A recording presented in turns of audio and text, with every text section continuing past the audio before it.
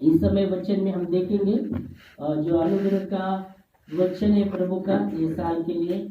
तो भजन संहिता 32:8 में हम देखेंगे।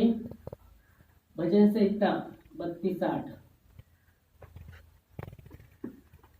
भजन संहिता 32:8 हम वचन देखेंगे।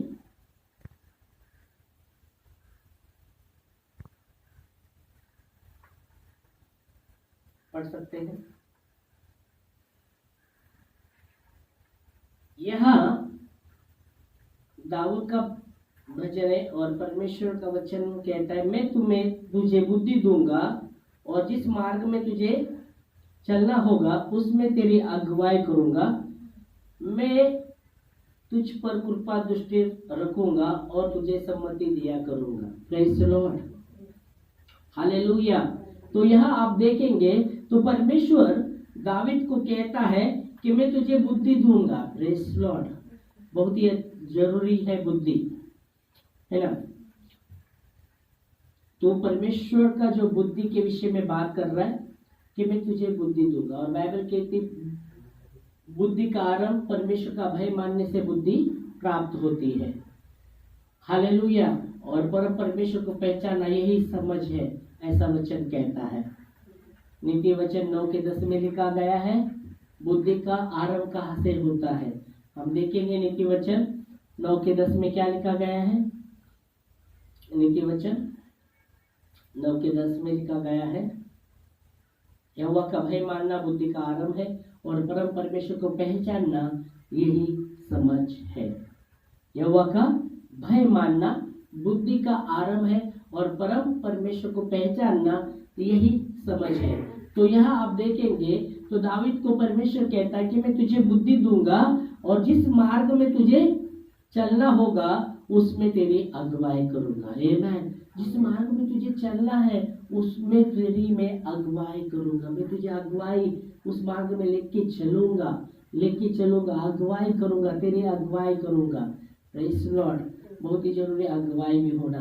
जैसा उदाहरण के लिए आप देखेंगे तो चरवा अपनी भेड़ को क्या कराता है, चराता है और मार्ग में लेके चलता रहता है, अगुवाई करता रहता है, या इधर उधर अगुवाई करता रहता है। वैसे ही परमेश्वर का वचन दावीद को कहता है कि जिस मार्ग में तुझे चलना है उसमें मैं तेरी अगुवाई करूंगा। Praise the Lord, hallelujah. और अपनी कृपा दृष्टि, मैं तुझ पर कृपा दृष्टि रखूंगा। प्रेज़ द लॉर्ड, मैं तुझ पर कृपा दृष्टि रखूंगा और मैं तुझे सम्मति दिया करूंगा। मैं तुझे सम्मति दिया करूंगा, मैं तुझे बताऊंगा। हालेलुया।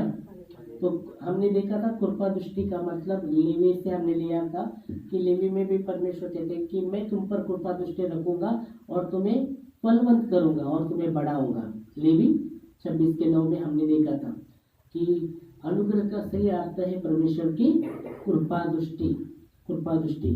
और यहाँ वचन वही कहता है। Praise the Lord. मैं जब देख रहा था, जब आप देखेंगे कि जब एक विधवा का लड़का मरा हुआ रहता है और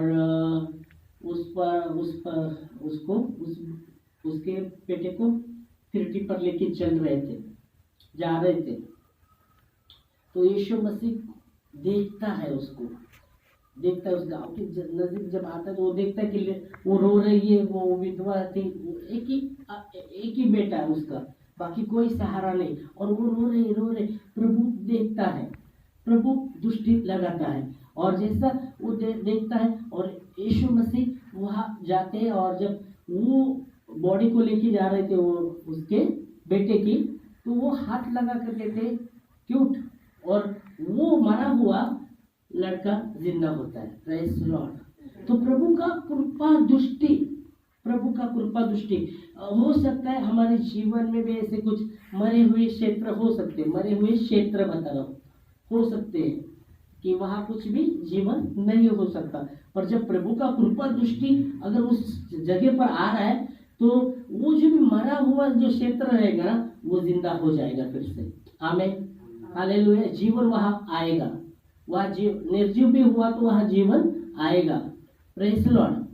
तो परमेश्वर भला, जैसे उदाहरण के लिए आप देखेंगे तो एक पैरालाइज हुआ व्यक्ति, पैरालाइज हुआ तो मतलब वो शरीर काम नहीं कर रहा, पैरालाइज है तो काम नहीं कर रहा। जब आप देखेंगे तो यीशु मसीह जब उस नगर में गए, वहां वो सूखा हाथ वाला व्यक्ति को देखते हैं यीशु मसीह, और वहां ज्यादा चमत्कार नहीं कर पाए क्योंकि वहां वो लोग जो थे वहां के अविश्वासी लोग थे, तो इसलिए वहां ज्यादा चमत्कार नहीं कर पाए। पर उस पैरालाइज व्यक्ति को, जो सूखा हुआ हाथ वाले को अपने सम्मुख जब वो आता है, यीशु मसीह क्रोध से सब लोगों को देखते जो अविश्वासी थे, क्रोध से देखते और सूखे हाथ वाले को कहते हाथ बढ़ा और हाथ को छूते, और वो सूखा हाथ उसमें जीवन आता है। आमीन, हालेलुया।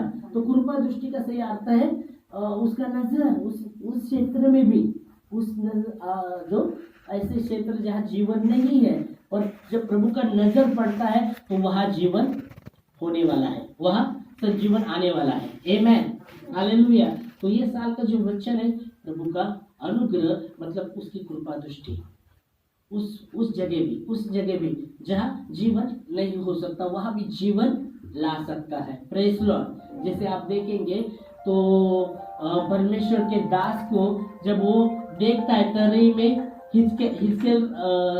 हिजकेल की किताब में आप देखेंगे तो जब वहां देखता है कि तरी में पूरा हड्डी इतने सूखी हड्डी थी, बहुत सी सूखी हड्डी थी, और परमेश्वर बोलता है उसके सेवक को, क्या ये जिंदा हो सकती है क्या?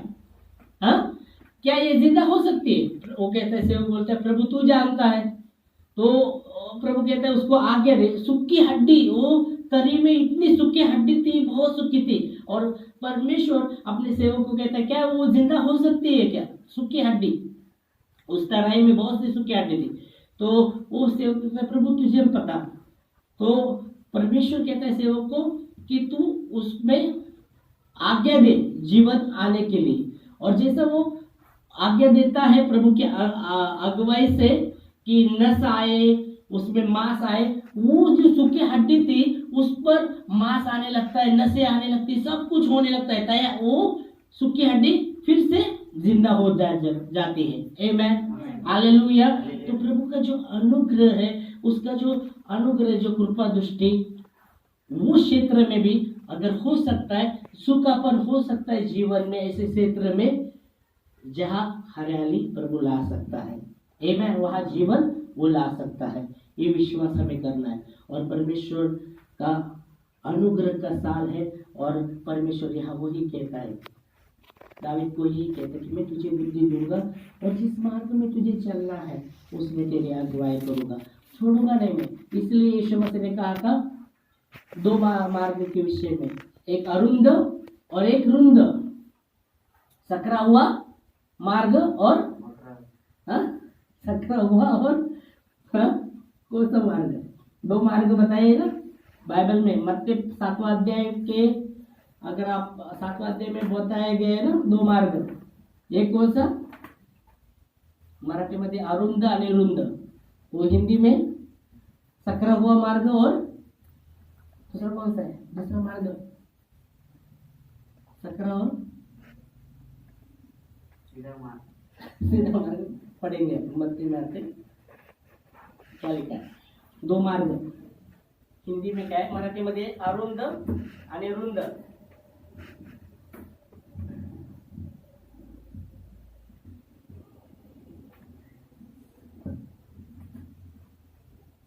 सातवां अध्याय में मिलेगा।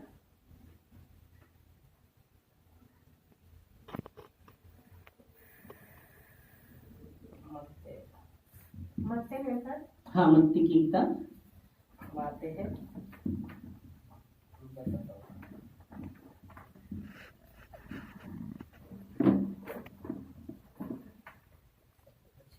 हाँ, 7 के 13 वचन।